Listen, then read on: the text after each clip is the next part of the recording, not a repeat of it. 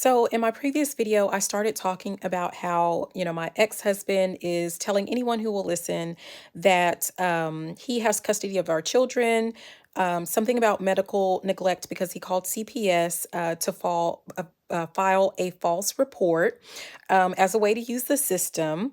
Of course, CPS comes swooping in to save the day. And the lady who comes in, she's like, we need to talk about a safety plan because blah, blah, blah. She did not come in to investigate. She never conducted an investigation.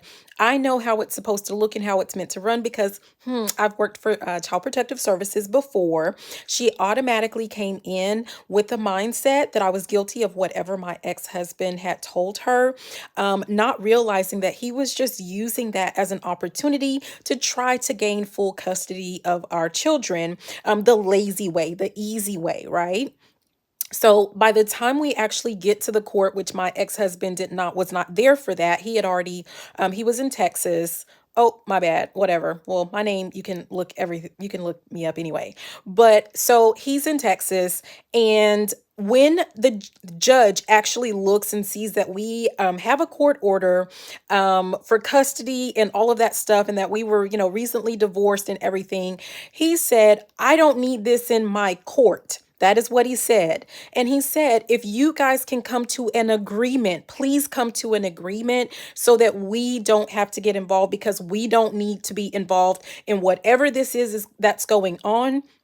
And so I said, okay, well, my son can stay with his dad, temporarily until we get everything sorted out and until everything calms down.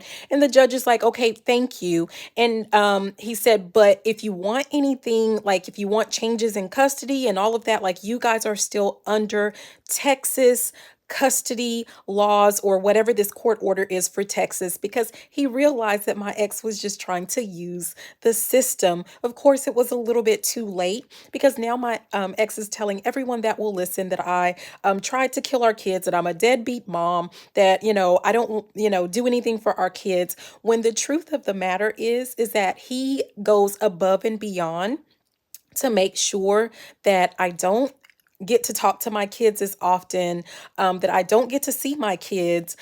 He goes completely against our court order, just because out of spite and out of hatred, only because I walked away. That's all I did. Ask him what I did. And the only thing that he can tell you is that I divorced him, which according to him, that's what he wanted anyway.